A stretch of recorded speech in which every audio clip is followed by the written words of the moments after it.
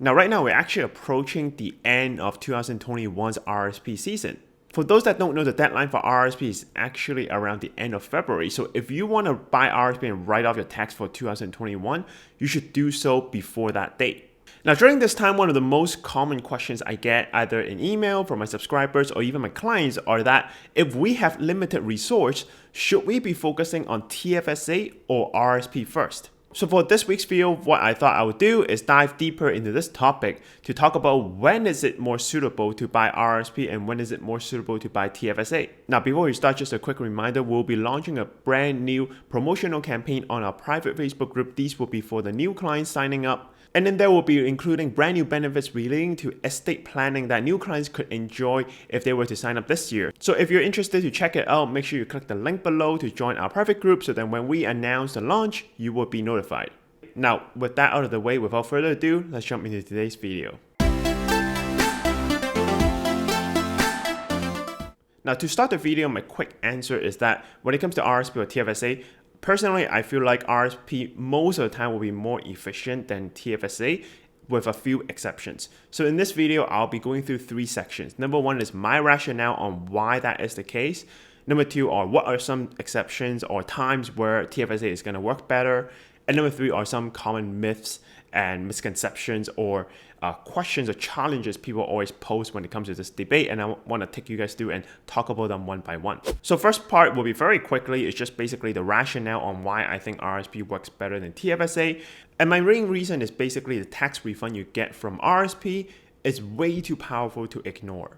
Now, if you're not sure exactly how RRSP works, I do have a video right here that talks in detail how RRSP operates. But basically, just know that when you buy RRSP, your income will reduce. And in exchange, you will probably get more tax saving. And those tax saving, a lot of time, will get refunded back to you. And this is why sometimes people see a huge tax refund when they buy a lot of RRSP. Now, for this refund, it's very important. When you take this and reinvest every time you get their tax refund back, it can become an extremely powerful tool to grow your wealth on the long run. So let's quickly look at a hypothetical example. Let's say today someone makes 80K a year. For the next 40 years, we're going to ignore inflation, ignore the fact that they might get a raise. They're just going to make 80K for the next 40 years. And they always have 5,000 at the end of the year to pick if they want to do RRSP or TFSA. Let's assume no matter where he puts it, he's going to get an 8% return a year on average. On the screen, as you will see, if we buy 5,000 RRSP at 80,000 income, we're going to get $1,410 refund every year. Yes, in the real world, this number is likely going to change because government will shift the tax bracket every year as our wage increase. But let's just assume everything is static and stays the same. Now, if we don't do RRSP, the other option is just to open a TFSA account and directly invest the 5,000, and we won't have any tax refund when we do that. So it will be straight 5,000 invested. This is what it looks like if we leave it for next 40 years untouched.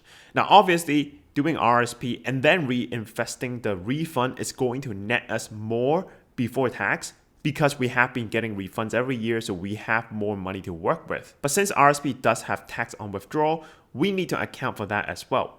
Now, the tax rate is going to be very different person to person, but usually when people retire, they pay on average 20 to 30% on their retirement income. So let's say it's in the middle, out of the RRSP money we have, we're gonna pay 25% of that back to the government as tax. We can see that at the end, it's still gonna net us more than pure TFSA. But if we bump up the tax rate to 30%, then we will be slightly falling behind.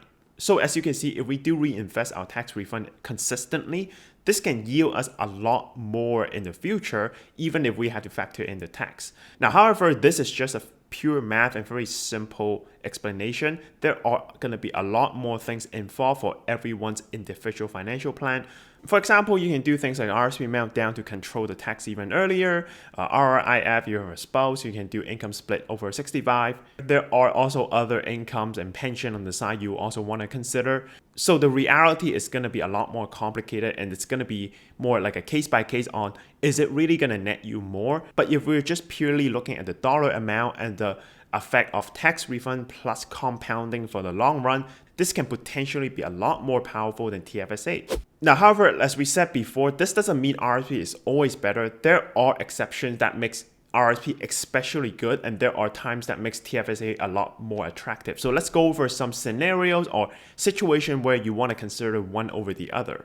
Now, the number one thing to consider is the time horizon of the money you're actually putting aside today. RRSP kind of gets locked in a sense where you can withdraw if you want to. You just have to add that amount back on your income and pay income tax on it.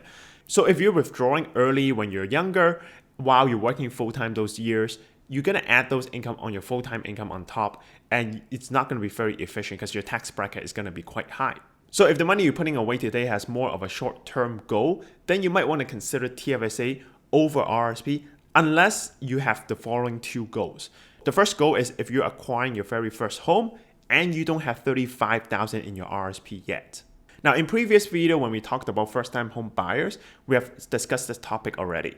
Because you can take $35,000 back out from RRSP and use towards your first home, it's going to be a much better idea to fill up that account up to $35K first, assuming you have that RRSP room before you consider TFSA. If we fund $35K into our RRSP first, and let's say on average our tax bracket is 30%, our rough extra tax saving or refund from this RRSP is going to be $35,000 times 30%, which is around $10,000. So when it's time to buy our house, we can actually withdraw $35K plus the $10K we have from the extra refunds. Together, our $35K jump to $45K, and this is before any investment return on it. Now, if we are buying this property with a partner together, then our $35K each is going to now jump to $45K each. So $70K potentially can become $90K, assuming a 30% tax bracket. However, one thing to notice is if you do this, you do have to refill your RRSP account over the next 15 years, or else that 1/15 of the portion, if you don't pay for that year, it's going to become your taxable income. So you have to pay tax on it.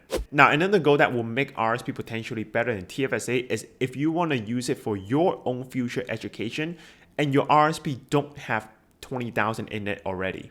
So very similar to first-time home buyer program, you can also take money back out for something called lifelong learning program. If you're going to attend school full-time and your program qualify from the list of approved courses or institute on the government's website, then you can take up to $10,000 a year from your RRSP to fund your school for a total of $20,000 max. Now, very similarly to the repayment in the home buyer plan, you also have to repay this over the next 10 years if you take any money out for school. Now, I have some clients who are in the nursing field, and after some years, they might be going back to school full-time to get their RN designation. So what they have been doing before is filling up their RRSP slowly, and along the way, receive those tax refunds to reinvest into the TFSA. And so when it's time for school, they would just take out $10,000 a year up to $20,000 from the RRSP, plus all those extra tax refund that has been reinvested in the TFSA, and that creates a pretty nice education fund for them to finish their RN school. So if you have one of these two goals and you haven't hit the maximum withdrawal limit for these programs, then you might really want to consider them before the TFSA because you can just take it back out. It really has no lock-in restrictions for you. Now, second thing you want to consider is future retirement location. The RRSP is subject to 15 to 25% withholding tax, depending if you have it as RRSP or RRIF at the time you leave Canada. So if you're someone that's very adamant or clear that you're going to be leaving Canada for good in the future, then this might be something that will affect your decision. So either you might want to withdraw RRSP earlier before you leave, or you might just have to deal with the withholding tax. However, I have clients where they might be very adamant in the beginning that they're not staying here, but after 5-6 years, especially after the COVID times, a lot of people have really changed their idea of where they like to retire. So I would say while this is something you should consider, it shouldn't be something that purely dictates whether you should do RRSP or TFSA or not. Now, number 3 thing to consider is, do you have a group plan option? A lot of companies actually offer matching RRSP for their employees. If you have such option, I would say 99.9% of the time, RRSP is going to work better, and you should contribute up to the maximum matching amount before you consider putting into TFSA. Because if there's matching, essentially you're getting double the amount in your RRSP while you're just putting in half the effort because your company is putting in the other half. So combine that with the extra tax refund you will get on your hand from your side, and if you reinvest that into your TFSA, over the lifetime, you're going to get a lot more than just purely putting that amount to a TFSA. So if there's group plan, there's matching, I would say 99 out of 100 times, you should go for it first. Now, the last thing you should consider if you want to buy RRSP or TFSA this year is there any upcoming huge capital gain or something that's happening that require you to have a lot more write-off in near future? So for example, if you're selling a stock portfolio, you're liquidating and you're going to incur a huge cap gain, or selling an investment property and it's going to put you at the highest tax bracket or close to it, then you might want to save some RSP room and then use all of that maybe in the next 1, 2, or 3 years, because the extra tax saving you get by writing off at the highest tax bracket could be a lot more significant than you trying to write off your regular income right now. But this is also case by case, because it really depends on what kind of income you're making right now. If you're already at a 40+% tax bracket, it might not be that much more efficient to save your RSP amount versus getting those refunds every year upfront and then reinvest right away. Now, those I would say are the top 4 considerations from my side if ever a client asks me which one they should do. If you have other consideration that affects your decision as well, let me know in the comment down below. I want to see what affects people's decision. Now, next, let's wrap up by talking about some myths or question, challenges, or misconception people might have when it comes to RSP versus TFSA. Now, the first challenge I see all the time is saying that people that are making less than $50,000 should not buy RRSP because TFSA is going to net you more. And the rationale behind this is that the tax rate is not very high at $50,000 income or lower. So if you buy RSP at that time, the write-off you get is not going to be as efficient, and you're likely going to make more in the long run. So you should save those RSP room to use in the future. Now, I do agree that the return is not as ideal compared to someone at a higher tax bracket, obviously. But I don't think it's as clear cut as 50,000 or lower, you should not buy. 50,000 higher, you should buy. Now, let's look at an example. Let's say someone that's making 40,000 a year right now, and then every 10 years, their income jumped by 40K. So they go from 40, 80, 120, and then 160 for the next 40 years. And let's say they have 5,000 to invest in RSP or TFSA every year. Person 1 is going to be investing in RSP from day 1 regardless, and then taking all those refunds at each year and reinvest in the TFSA. Versus person 2 that is going to start with TFSA first until they make 80,000 or more, then they jump over to RSP. And like person 1, with all the refunds they get, they will reinvest in the TFSA going forward. Now, like before, let's assume we pay 25% of our RSP back to the government in our lifetime with income tax. Now we can see that person 1 that started with RSP is still going to come out slightly ahead versus someone that has waited and do TFSA first until their income is higher before changing to RSP. But keep in mind, this kind of calculation is doing a lot of assumptions. We still have to look at things like OAS clawback potentially, other incomes, and also what is the actual retirement tax rate? Is it really 25% or higher? Because if it's higher, then it will make the second person more ahead. But my point is that it's not as clear cut as just 50K or less, you should never do RSP. It really depends on your own situation. Like for example, if you're buying a house, you should still do RSP probably, even if your tax rate is lower. Unless you're buying a house in 5 years and you know for sure in 2 years you're gonna make a lot more money than below 50K. Then maybe you should wait a little bit. So if you're not sure before you decide, make sure you talk to someone and get a second opinion and look at some projections together.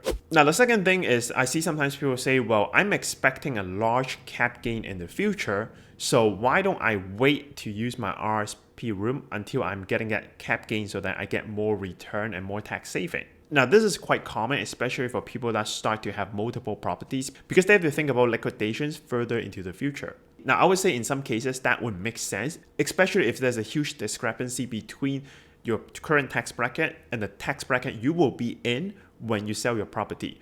However, if the time you wait before you use the RSP room all at once is going to be too long, then the difference may not be as large as you think. And the main reason is something called time value of money, which means the money you receive upfront today is going to worth a lot more than the same money you receive further into the future. So the 1,000 you receive today is going to worth a lot more than the same 1,000 you receive 10 years from now. So what I'm trying to say is don't just focus on the actual tax bracket and assume that you're always going to get a better deal if you wait longer because the tax bracket is higher.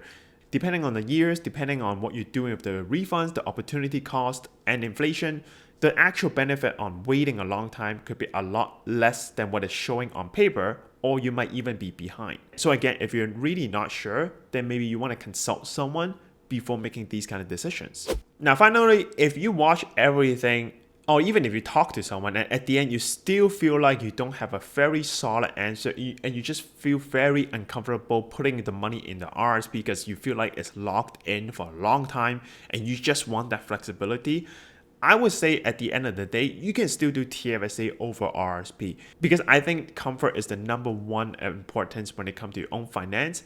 Even if solution one could work better, if it's not going to make you comfortable, then there's no point doing it. Or if you really can't decide, split your money half-half, have some in RRSP and some in TFSA, so you get a little bit of everything. But I just want to make this video because I do get these questions consistently around this time, so hopefully it can give you a little bit more insight. If you like what I'm saying today, make sure you hit the like button for me once. If you don't like what I'm saying, make sure you hit the dislike button twice. Next one I want to hear from you is, what do you think about RRSP and TFSA? Which one do you prefer first, and what is your rationale? Let me know in the comment down below. And also, if you like these kind of videos, I do upload them 8:30 EST every Tuesday. So make sure you like and subscribe to my channel. Hit the bell button so you get all the notifications in the future. Alright, this is Jacky. I hope you found this interesting. I'll see you next week. Bye!